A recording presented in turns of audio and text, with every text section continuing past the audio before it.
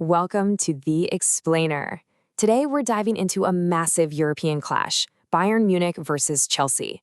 Now this isn't just about big names on a field. Oh no, this is a tactical puzzle defined by new managers, some very expensive new sign-ins, and, maybe most importantly, a crucial list of players who won't be there. And that, right there, is the million-dollar question, isn't it? We've got Vincent Kompany's all-out attack philosophy at Bayern, going head-to-head with Enzo Maresca's super-structured, disciplined Chelsea. It is a classic clash of styles, and it's made even juicier by the key players who are forced to watch from the sidelines. All right, so here's how we're going to break it all down. First, we'll set the stage. Then we'll get right into the teams, who's playing and who's missing. After that, it's all about the tactical chess match. We'll spotlight the key players you absolutely have to watch, and then we'll wrap it all up with our final prediction. So let's get into it. Okay, let's get right to the heart of this matchup.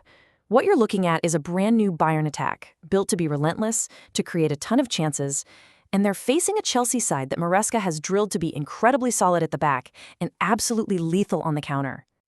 So how does that clash of styles actually translate to the pitch? Well, the starting lineups tell you one part of the story, but believe me, the list of who's not playing, that tells an even bigger one. So, on paper, it looks symmetrical, right? Both managers likely going with a 4-2-3-1. For Bayern, the game plan is simple. Get the ball to those electric new wingers, Olise and Luis Díaz, and let them feed the best number 9 in the world, Harry Kane. For Chelsea, it's all about Cole Palmer pulling the strings. He's back, and he'll be trying to link up with the red-hot João Pedro up top. But here's where it gets really tricky for both managers. These absences are a huge headache. I mean, for Bayern, losing the creative genius of Jamal Musiala is a massive, massive blow. And they're also missing key defensive players. Chelsea's got a different kind of problem. They're without the pure, raw pace of Mykhailo Mudryk due to suspension, and that forces a major rethink of how they attack on the wing. So with those lineups and absences in mind, let's get into the real nitty-gritty, the tactical battle. Because as soon as that whistle blows, those 4-2-3-1 formations, they're going to start shifting. And that's where this game will be won or lost. Kompany's Bayern is not going to stay static. When they have the ball, you're going to see a fullback tuck inside, creating this 3-2 shape at the back. Now, why do they do that? Simple. It overloads the midfield, helps them control the ball, and, this is the crucial part, it frees up Olise and Díaz in those dangerous little pockets of space to get the ball to Harry Kane. So, how on earth does Chelsea stop that? Well, with something called rest defense. It's a fancy term for a simple idea. Even when you're attacking, you're already thinking about defending. They'll always keep players in a solid, conservative shape. That way, if they lose the ball, they're not suddenly exposed to those lightning-fast counters from Bayern's wingers. It's all about preventing chaos before it can even start. But you know, tactics and formations are only half the story. Big games like this, they're so often decided by a single moment of individual brilliance. So let's spotlight 5 players who could absolutely be the difference makers.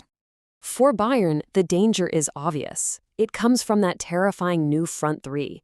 You've got Harry Kane, the ultimate goal machine, Michael Olise, the creative spark from the right, and then on the left, Luis Díaz, who is a nightmare in one-on-one situations. For Chelsea, well, the creative engine is, of course, Cole Palmer, but the man they'll be relying on is João Pedro. His movement and his ability to link the play will be absolutely vital. And speaking of vital, just look at the form João Pedro is in right now. Even with his minutes being carefully managed, he's been unbelievably effective. We're talking 5 goal contributions in his last 4 league games. He is, without a doubt, their danger man. But hold on, he's not the only one on a hot streak. Luis Díaz has absolutely hit the ground running in Germany. He's equal to club record by scoring in each of his first 3 league games. You just know he's bringing that incredible form into this match. Okay, we've looked at the tactics, we've broken down the lineups, we've highlighted the stars. It's time to put it all together and figure out what the most likely outcome is going to be.